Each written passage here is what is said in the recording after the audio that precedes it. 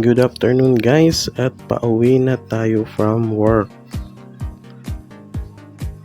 Almost 5:30 na.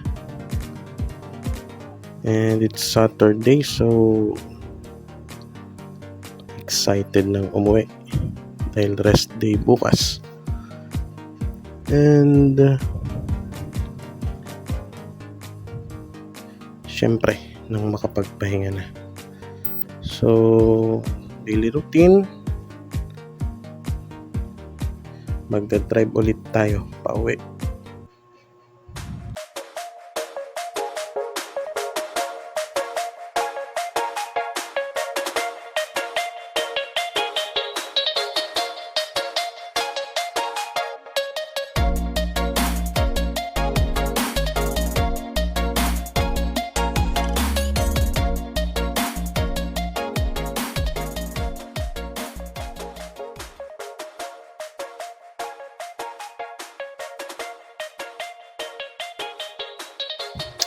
And this time, naabutan ko pa yung dalawang labor namin.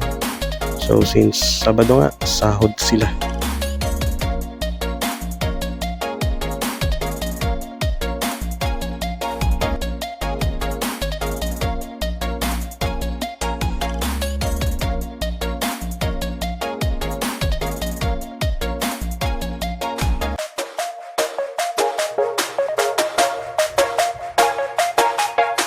So ito lagi yung dinadaanan kong ruta. I'm working here at sa isang substation facility. Basta sa substation facility. Hindi ko i-disclose.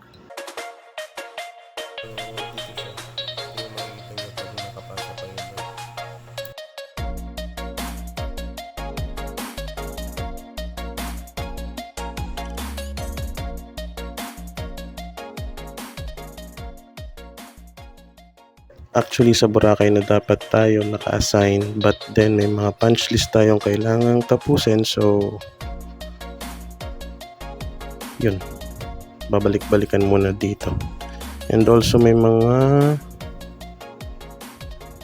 items tayo pang for Boracay installation, Boracay project.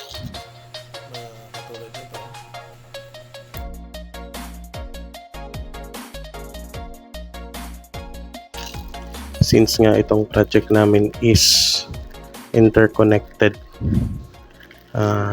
isa siya kasing expansion project intended not only for but mainly for Boracay loads. So this is to improve yung power quality sa Boracay.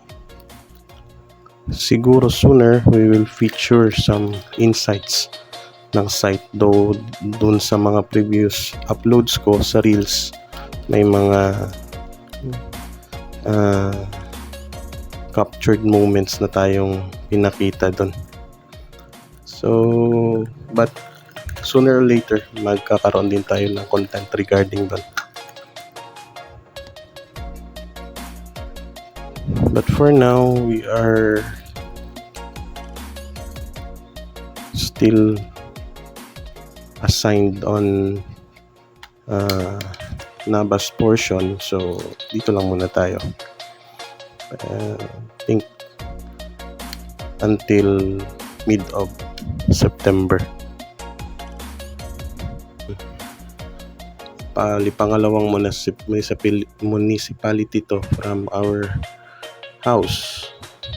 So ako kasi nakatira sa Tangalan, so dadaan muna akong Ibahay and then Nabas kapag papunta ako dun or sa site. And then siguro mga 30 minutes din yung, or I mean sobra, so mga 40 minutes yung travel time ko kapag nagmumotor.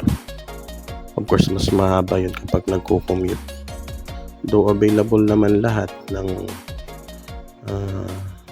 ways, lahat ng type of vehicles or public I mean yung public transport is available naman since nga tabing highway lang din naman. Pero mas pinipili kong magmotor since nga hawak mo yung oras mo kapag nagmumotor ka. Yun lang, kailangan mong mag-ingat kasi unlike other places, ito sa kalsada namin medyo hindi ganun ka-smooth. Kita nyo naman sa video. So for almost 2 years, ganito na yung routine ko. Every ganitong oras papuntang 6 PM. So minsan inaabot ting gabi, lalo pa nung kasagsagan ng project or nung busy time. So actually na force pa nga tayong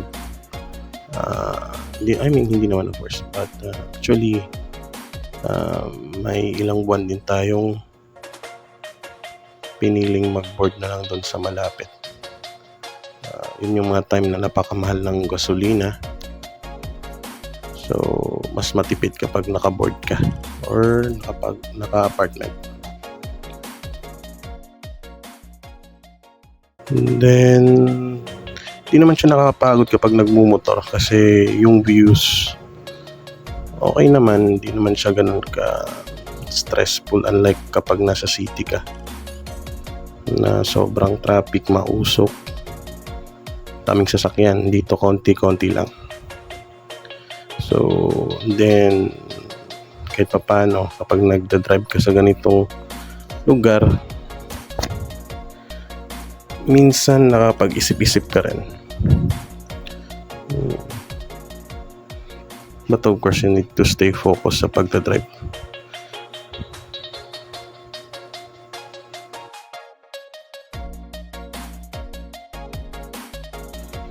So dito part, this is Hawili Tangalan. So dito medyo malamig yung surroundings since nga maraming puno tsaka in front of dagat. So mahangin. Hindi mo rin ganong mararamdaman yung pagod sa pagdadrive since nga hindi naman ganun siya katagal. So mga 40 minutes nasa bahay ka na.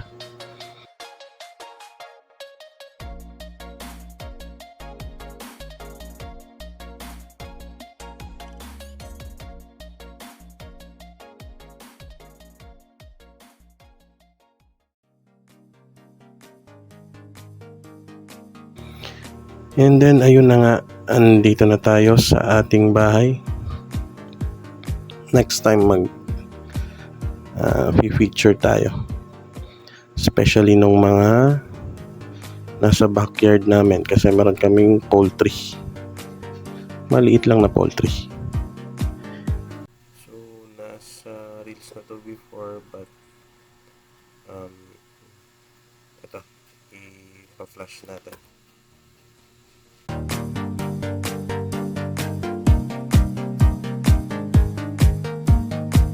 Isa yun sa mga business din namin. Maliit pa lang siya pero pinapalago. So magkakaroon tayo ng content para doon. Yun nga pala guys, ipopost ko dito yung page namin. Ito yung page namin. Paki-like and follow na lang din para makabili kayo ng discount kapag naisipan yung bumili ng mga week-old na sisiyo, Rhode Island Red or other heritage breed like Black Astrolorp and Light Sussex soon. Hindi pa siya kasi nangingitlog ngayon. So bagong breeders. So that's all. Thank you.